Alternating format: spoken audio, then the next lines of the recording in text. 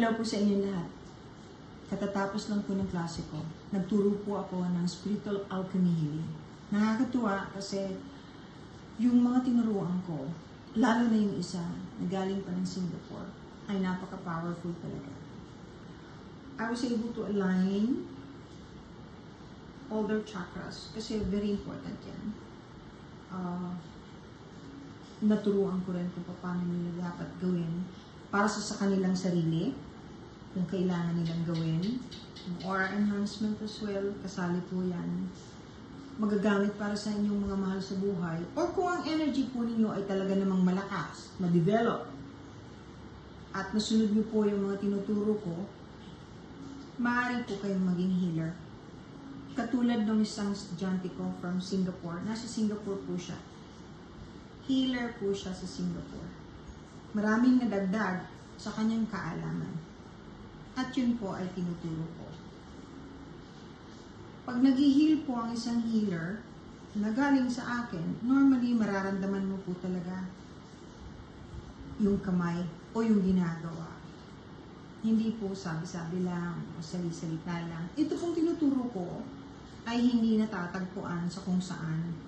Hindi nakikita sa internet, hindi po wala sa YouTube. Kasi, ang ginagamit ko pong pagtuturo ay nanggaling sa mga natutunan ko na hindi sa internet, kundi po sa mga tao sa langit, sa pagdarasal, sa mga highly spiritual beings. And it works. Of course, palagi ko pong hinihiling dun sa mga bago mag-start na palaging magdasal. Kasi iba po yung nagdadasal eh. Kahit anong religion, iba po yung nagdadasal. At wala pong masama sa pagiging healer. Wala po yung kalaban. Ibig sabihin po, kung ang iyong purpose ay para lamang makatulong sa iyong kapwa, lalo na pag emergency, maaari niyo pong gamitin ito. Bago dalhin sa ospital, bago dalhin sa clinic, para sa inyong mga mahal sa buhay, or kung malayo, kung baga nasa bundok kayo, at pag pobre, walang pang-ospital, nakakatulong po ito ng gusto. Yung may misyon para makatulong sa kapwa, mga star seeds normally. Ang star seeds nga pala, pag-usapan natin ng kapraso lang, no? There's so many born star seeds but are not activated. Hindi po ibig sabihin na kung pinabalik ka rito, ay alam mo na kung anong gagawin mo, activated ka na, yung frequency mo nag-change na, because there are different frequencies here on earth. Frequency matters. Kasi pag hindi mo ma-activate yung frequency ng isang starseed, wala rin. Sayang lang. You will be able to use your gift as a starseed pag naituro sa iyo kung ano ang dapat gawin. At saka hindi po pwedeng hindi kayo spiritual kung kayo ay starseed. Yun po.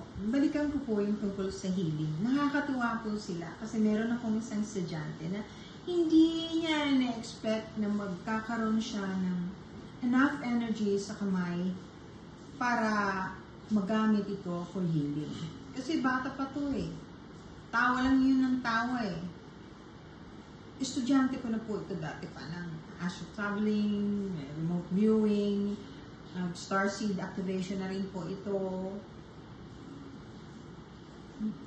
But she never thought that she would be able to learn how to use her own energy, how to heal people. Kasi hindi naman niya ambisyon na maging healer talaga. But enough para lang po makatulong. Kasi hindi mo po alam kung kailan maaring dumating yung pagkakataon na kinakailangan ng tulong ng isang tao na hindi kayang makarating agad sa hospital. Yan. O kaya simple things like high blood pressure. Kapag marunong ka na pong gawin yung tinuturo kong alchemy healing, kaya mong magpababa ng blood pressure nung walang ginagamit na kahit ano, kundi yung intention mo lang.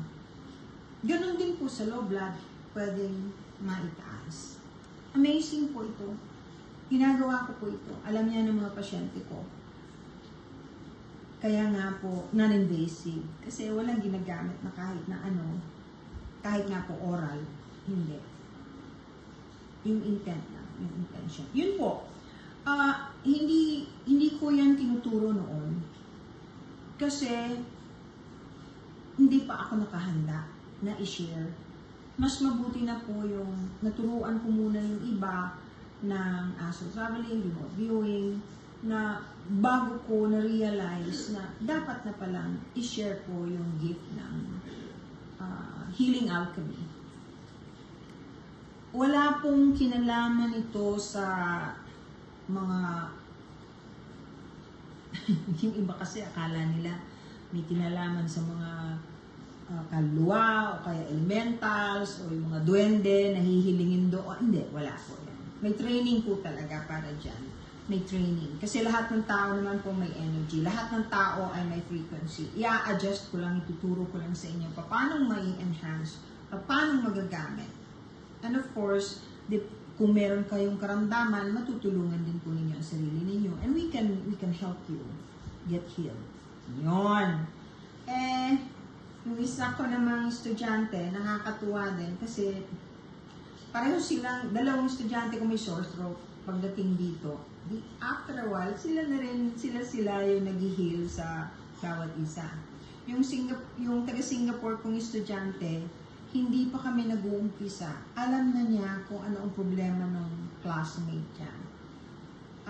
Nadidetect na niya without necessarily being able to see the internal organs. Kundi yung aura o kaya yung nagpapalit kasi ng frequency, yung katawan ng tao hindi nagiging pare-pareho. Pagka may sakit ka, lethargic ka, parang pagod na pagod ka, wala ka namang ginawa, ay natutulungan po yun. Madali lang yun. Ito pa po yung isa. Ang kagandahan po dito sa tinuturo ko, hindi lang po pang physical. Ang healing alchemy tinuturo ko po, ay pwedeng gamitin sa spiritual.